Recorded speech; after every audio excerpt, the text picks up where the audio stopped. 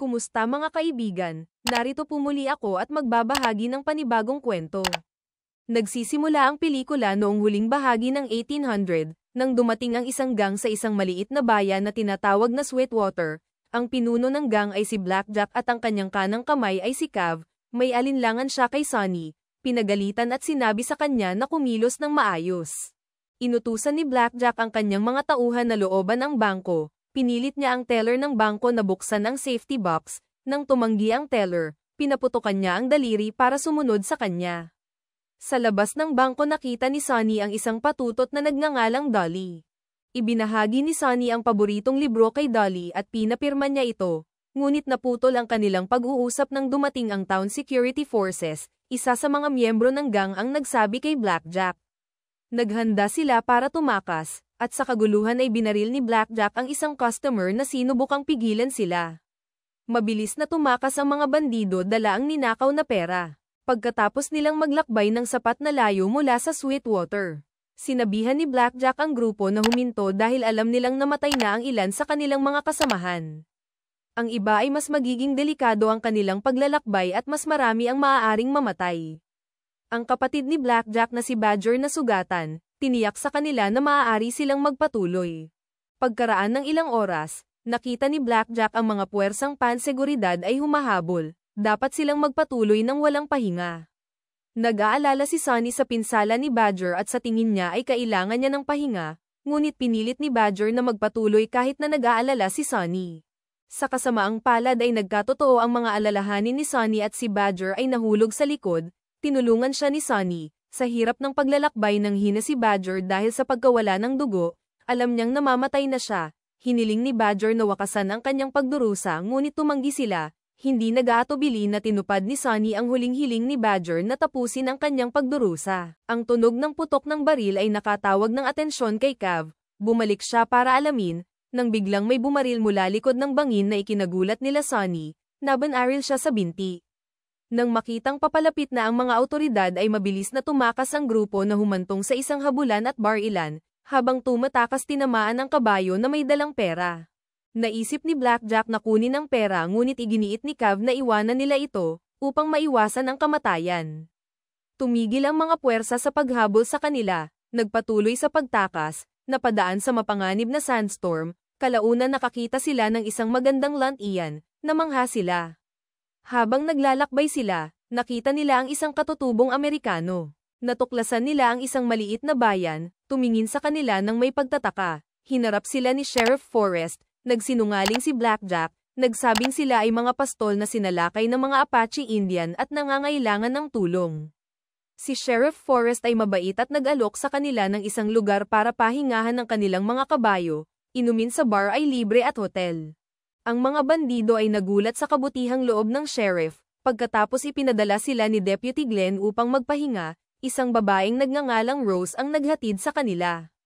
Tinanong ni Sonny kung gaano na siya katagal na nirahan doon. Sabi ni Rose eksaktong 5 taon na siya sa bayan. Sabi ni Blackjack nakita na niya ang Sheriff Forrest, ngunit hindi niya matandaan kung saan. Sinabi ni Sonny nagkita na sila. Sabi ni Dr. Woods siya ay nanirahan sa kung saan ipanganak si Sonny. Matapos gamutin si Sonny, nagtanong si Rose kung ilang tao na ang kanyang napatay. Hindi sumagot si Sonny, kaya iniwan na siya ni Rose. Ipinakita ni Dr. Woods kay Sheriff Forrest at Glenn, sa tindahan ng isang magsasaka na nagngangalang Tupa, ang bala na nakuha niya, kailanman hindi ginamit ng mga Indians. Naghinala sila, hindi sila grupo ng mga pastol. Gusto ni Sheriff umalis sila ng bayan ng mapayapa. Hindi sumang-ayon si Glenn, gusto niyang itaboy sila. Ngunit ang iba ay sumuporta kay Sheriff, gusto nilang umiwas sa gulo. Nakasalubong ni Blackjack si Woods, at nagpakilalang si Jack Smith, inanyayahan niya si Dr. Woods para uminom ngunit magalang na tumanggi. Bago lumubog ang araw, tumunog ang kampana ng simbahan, nakakuha ang atensyon ng grupo ni Blackjack. Nakita nila ang mga tao papunta sa simbahan kasama ang may-ari ng bar. Napagtanto nilang ang mga tao sa bayan ay relihiyoso. Sinabi ni Cavan na magiging madali ang kanilang misyon sa ganang lugar. Tinanong ni Sonny si Cavan kung ano ang ibig niyang sabihin, sinabi sa kanya ni Cavan na wala siyang pakialam. Pagkatapos ng simba nilapitan ni Sonny si Rose at ipinaliwanag na ang lalaking nabaril niya ay naghihingalo, at hiniling na alisin sa kanya ang paghihirap. Maya-maya lumapit ang isang lasing na si Kevin at inatake si Sonny. Dahil may kausap siyang babae, kaya siya nasuntok. Nagalit si Sheriff. Bago pa makakilos si Sheriff bumunot si Kevin ng baril at itinutok ito sa kanya. Bago pa mabaril ni Kevin, sinuntok siya ni Sonny, sinabi niyang ikulong si Kevin, sagot ni Sheriff wala silang kulungan. At umalis kasama si Rose, tinanong ni Blackjack si Sonny kung ano ang nangyari, sabi ni Sonny bumagsak si Kevin dahil sa sobrang pag-inom. Kinaumagahan, hiniling ni Sheriff kay Sonny na sabihin kay Blackjack na gusto niya itong makausap. Binuksan ni Sonny ang libro. Napagtanto na ang sheriff ay kamukha ng Wild Bill Hickok sa isang sikat na gunslinger. Pagkatapos makipagkita ni Blackjack kay sheriff, nagpahayag ng pag-aalala tungkol sa ugali ni Kev na ginawa kay Rose noong nakaraang gabi, sinabihan si Blackjack na kontrolin ang kanyang mga tauhan. Ipinaliwanag ni Forrest na wala silang makikitang mga taga-bayan na gumawa ng ganun, pumunta sina Kev at Sonny sa tindahan ni Brooke para magnakaw ng mga bala. Ibinigay ni Kev ang ninakaw na bala sa kanilang grupo. Nakita nila si Brooks na nakikipag-usap kay Sheriff. Hiniling ni Forrest kay Blackjack na kontrolin ang kanyang mga tauhan ngunit hindi siya pinansin ni Blackjack. Tumayo si Forrest sa pintuan ng simbahan, binato ng tauhan ni Blackjack ng patalim si Sheriff ng 2 beses. Nang ihagis na sana ang ikatlong kutsilyo, may isang nakakagulat na nangyari. Tumama ang kidlat sa dulo ng kutsilyo at namatay.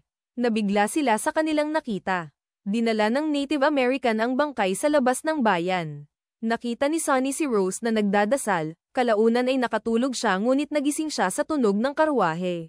Lumabas ang mga tao mula sa simbahan para salubungin ang bagong dating na sina Dolly.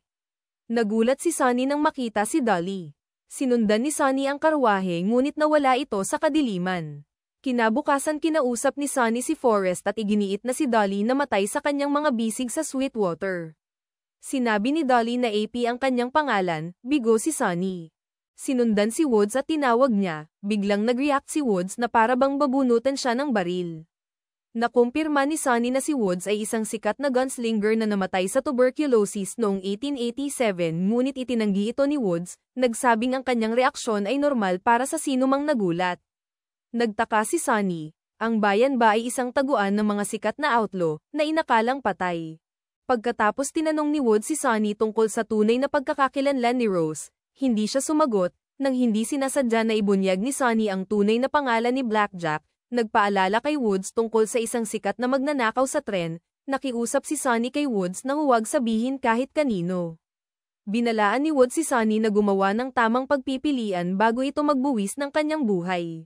Pumunta si Sonny sa bukid ni Lam. Inaakusahan siya bilang si Lefty Slade isang sikat na gunslinger at kriminal na inakalang namatay dahil sa maraming tama ng baril.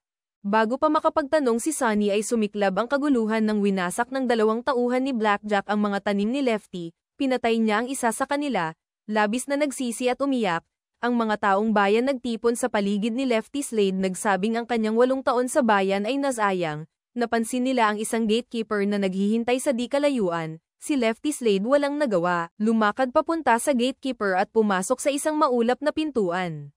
Bumalik ang gatekeeper na mag-isa, nalilito si Sonny. Samantala, sa bayan patuloy ang pangugulo ng mga tauhan ni Blackjack. Tinawag ni Forrest si Blackjack sa kanyang tunay na pangalan, at sinabi sa kanila na umalis na sa bayan. Galit si Blackjack at sinubukang saktan si Sheriff ngunit hindi nataman, tinutukan ni Blackjack si Sheriff ng baril nang biglang yumanig ang lupa. Nag-ambala ang lahat, bumalik sila sa loob at planong nakawan at patayin lahat ng tao sa bayan. Palihim na narinig ni Sonny sa likod ng pinto, inihayag din ni Kevin na nasa ilalim niya si Rose, nang marinig yun mabilis na hinanap ni Sonny si Rose, natagpuan niya ito sa lawa, sinabi niya ang plano ng grupo. Inamin ni Rose na siya ang unang babaeng binitay sa lugar ng Arizona, napagtanto ni Sonny na si Rose ay si Betty McCullough na pumatay sa kanyang abusadong ama, gamit ang butcher knife. Ipinaliwanag ni Rose na nakalimutan ng mga tao ang mga taon ng pang-aabuso na dinanas niya mula sa kanyang ama mula noong siya ay 12 years old. Ang pag-amin ni Rose ay nagpaunawa kay Sonny na ang bayan ay isang santuaryo, para sa mga patay na kriminal na nagbibigay sa kanila ng pangalawang pagkakataon para mabuhay. Sinabi ni Rose na ito na ang kanilang huling pagkakataon. Kinagabihan sumama si Sunny kay Rose sa loob ng simbahan. Sinabihan niya ang taong bayan na labanan ng mga kriminal para mahanap ang katubusan at linisin ang kanilang mga kaluluwa. Ang bawat tao ay kailangang labanan ang mga tukso ng kanilang mga nakaraang buhay sa loob ng 10 taon upang makakuha ng lugar sa langit. Nakaramdam ng pagkadismaya si Sunny at nagpas siyang umalis, sa kasamaang palad ay naharang siya ni Blackjack at Cav at binugbog siya. Dinala siya ng 2 bandido sa labas ng opisina ni Wood. Nang magising si Sunny akala niya patay na siya, ngunit tiniyak ni Rose na buhay pa siya. Humingi ng tawad si Forrest dahil hindi niya natulungan si Sunny. Nauunawaan niya ang kanilang sitwasyon at sinabi niyang haharapin niya ang grupo para protektahan ang mga taong bayan. Kinaumagahan sa kabila ng pagiging mahina, handa si Sunny na harapin ang grupo ni Blackjack. Kinausap siya ni Rose ngunit matatag siyang nakatayo, tumunog ang kampana ng simbahan na tumatawag sa mga taong bayan na sumamba. Hinihila ni Dolly si Rose patungo sa simbahan. Ipinahayag ni Sunny ang kanyang pagmamahal sa taong bayan. Napagtanto ni Forrest na naging makasarili siya sa loob ng 10 taon, ngunit binigyang inspirasyon siya ni Sunny na ipaglaban ang iba. Kinuha ang nakatagong sandata, si Glenn at Brooks ay sumunod din. Alam nilang ang kanilang mga aksyon ay haantong sa kapahamakan. Si Sunny ay naantig sa presensya ni Billy the Kid habang si Bill Hickok at Jesse James ay nakatayo sa tabi niya. Inutusan ni Blackjack ang kanyang tauhan na sunugin ang bahay, habang sina Bill Hickok, hinarap ng kanyang mga kasamahan. Si Blackjack nagbigay sa kanila ng huling pagkakataon na umalis. Sa sobrang kumpiyansa, si Cav ay sinubukang umatake ngunit si Wild Bill Hickok gamit ang kanyang mabilis na pagbaril, isa pa sa mga tauhan ni Blackjack ang sorpresang pag-atake mula sa likuran, ngunit si Doc Holliday mabilis siyang binaril at napatay. Sa pagitan ng mga bandido at maalamat na cowboys ay naging matindi ang laban, natalo ng maalamat na cowboys ang karamihan sa mga tauhan ni Blackjack. Sa katahimikan tumakbo si Rose at yamakap kay Sunny.